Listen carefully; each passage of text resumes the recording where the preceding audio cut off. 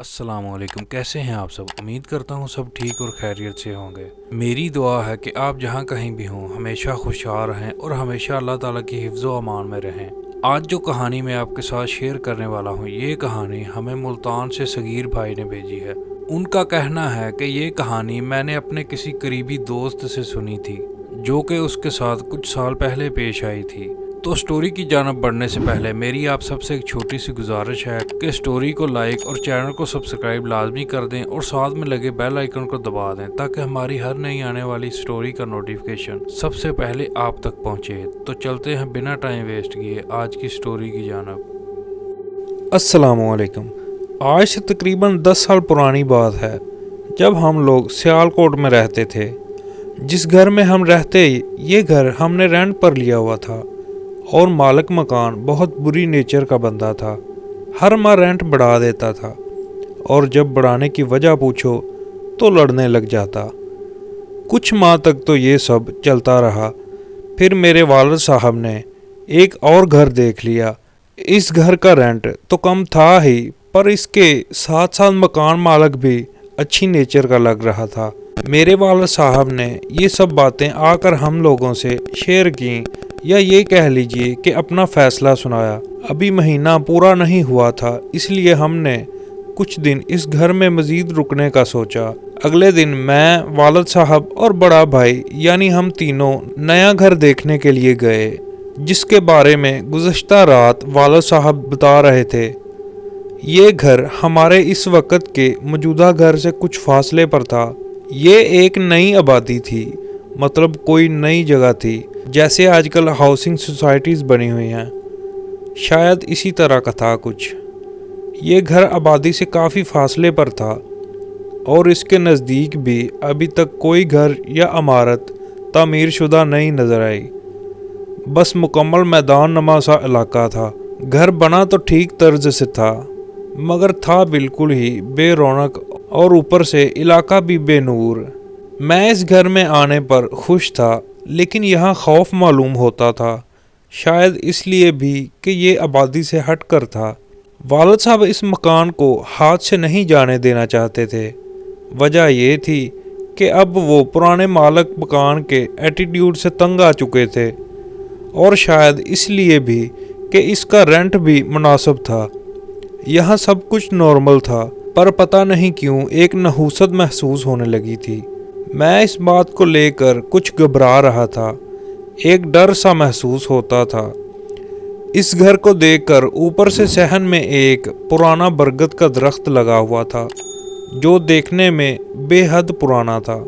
इसकी शाखें ऐसी मालूम होती थीं जैसे कोई बाल खोले हमें मुसलसल देख रहा हो। मेरे बड़े भाई ने भी ये बात वालिद साहब को बोली। अब्बू, आपको ये घर अजीब नहीं लग रहा? जिस पर वालिद साहब ने बस इतना ही कहा, नहीं, मुझे तो कोई अजीब नहीं लगता। इस घर में कुछ बिल्लियां भी नज़र आईं, और अजीब बात यह थी कि वो बिल्लियां हम लोगों से बिल्कुल भी खौफजदा नहीं थीं। अगले दिन हम लोगों ने घर की साफ़ सफाई शुरू कर दी। सफाई के दौरान हमें एक कमरे में कुछ गेंदे के फूलों की पत्तियां मिलीं। बाद में मालूम हुआ कि ये फूल हिंदू लोग अपनी इबादत के दौरान इस्तेमाल करते हैं। खैर, 2 दिन बाद हम लोग यहाँ शिफ्ट हो गए। जब हम सामान के साथ इस घर में पहुँचे तो घर के मेन गेट के बिल्कुल सामने एक काली बिल्ली बैठी थी। इस बिल्ली को देखकर मेरे वालिद साहब ने धत्कार दिया, पर वो भागने की बजाय घूरने लगी और इस तरह खड़ी हो गई जैसे अभी हम पर हमला कर देगी। खैर, गाड़ी से सामान उतारा जाने लगा। इतनी देर में वो बिल्ली पता नहीं कहाँ गायब हो गई। हमने घर एक दिन पहले ही आकर साफ कर दिया था, इसलिए बस सामान रखने की ही तकलीफ रह गई थी। सामान रख के हम लोग बिल्कुल थक गए थे। रात का खाना खा लेने के बाद हम लोग अपने अपने बिस्तरों पर जाते ही थकन की वजह से सो गए। रात के किसी पहर हमें सहन से बिल्लियों के रोने की आवाज़ें आने लगीं, जिनको सुनकर हम लोग खौफ के दायरे में आ गए।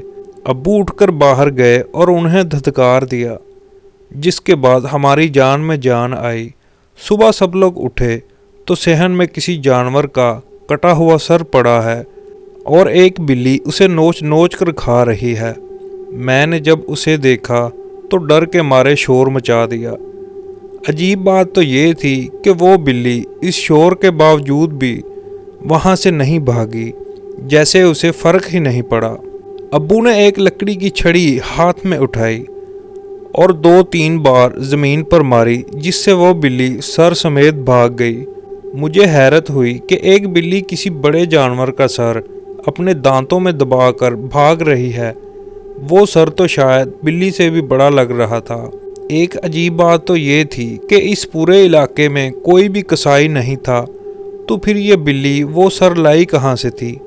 वो सर बिल्कुल ऐसा था जैसे उसके ऊपर की खाल किसी ने इंतहाई महारत से उतारी हो, और ऐसा काम कोई कसाई ही कर सकता है।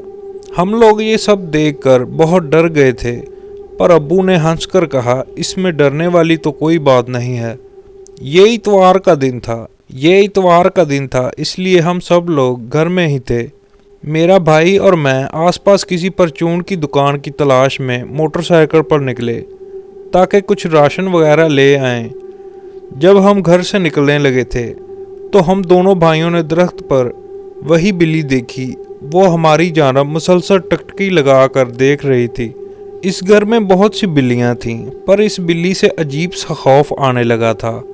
इसकी एक आंख थी ही नहीं, सब बिल्लियां काली थीं, पर इस बिल्ली की एक आंख ही इसकी पहचान थी। हमने जल्द ही एक परचून की दुकान ढूंढ ली और सामान लेकर वापस आ गए। दिन इसी चहलकदमी में गुजर गया और रात हो गई। रात के किसी पहर इसके वालिद साहब की आंख खुली और वो शायद बाथरूम के लिए निकले तो वही बिल्ली नज़र आई। उन्होंने उसे भगाने की कोशिश की तो वो कहीं गायब हो गई। उसने बताया गर्मियों के दिन थे और हमें इस घर में रहते हुए 1 हफ्ता हो गया था और रोज़ ही कुछ ना कुछ अजीब देखने को मिलता।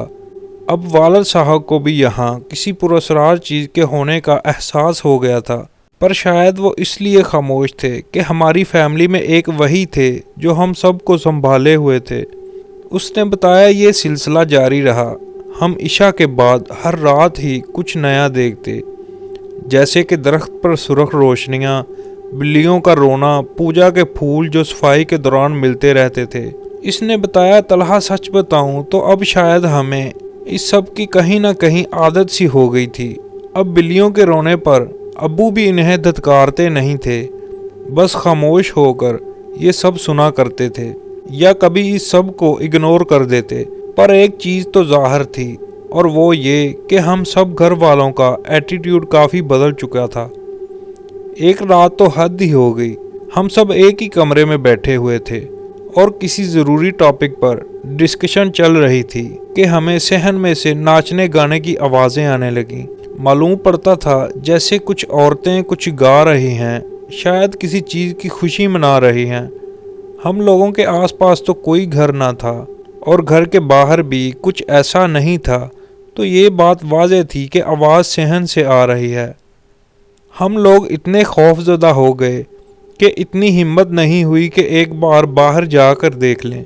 मैं खामोशी से इसकी बात सुन रहा था। फिर उसने कहा कि जानी आज भी वो सब सोचता हूँ तो रोंगटे खड़े हो जाते हैं। फिर मैंने उससे पूछा, यार तुम लोगों ने आलम से रब्ता क्यों नहीं किया? मेरी इस बात का जवाब उसने नहीं दिया और कहानी आगे बढ़ाई। मैंने भी इसरार नहीं किया। इसने बताया, सुबह वालिद साहब मकान मालिक से बात करने इसकी तरफ गए और सारी राम कहानी उसे सुनाई। पहले तो उसने मानने से इनकार कर दिया और ये बात कह डाली, सूफ़ी साहब आप इस दौर में भी पत्थरों के ज़माने की बातें कर रहे हैं। जिस पर वालिद साहब गुस्सा होकर बोले, अल्लाह के बंदे, ये सब मैंने अपनी आंखों से देखा और सुना है, तुम अब मुझे झुटला रहे हो। क्या मैं तुमसे इतनी दूर से सिर्फ मजाक करने आया हूँ? मुझे कोई परेशानी है तो ये सब कह रहा हूँ, और अब मैं अपनी बीवी बच्चों को इस अजाब में नहीं रखना चाहता। उसने बताया। वालिद साहब की लंबी चौड़ी दास्तान सुनकर उसके मुंह से भी सच निकल गया। उसने बताया कि जो भी इस घर में आता है ज़्यादा वक़्त नहीं रुकता, पर वहाँ जो कोई भी है किसी को नुकसान नहीं पहुँचाता। आपको ये घर कम पैसों में रेंट पे दिया है। अभी इसने इतना ही बोला था कि वालिद साहब ने इसे 2-3 सुना दी और वापस आ गए।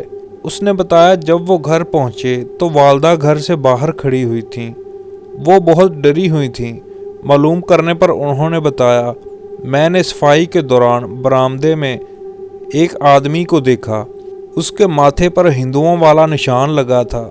वो आदमी देखने में बेहद खौफनाक था। उसकी एक आंख नहीं थी। वालिद साहब ने अम्मी को किसी तरह बहलाया और घर ले आए। मैं स्कूल में था जब वालिद साहब और भाई मुझे लेने आए।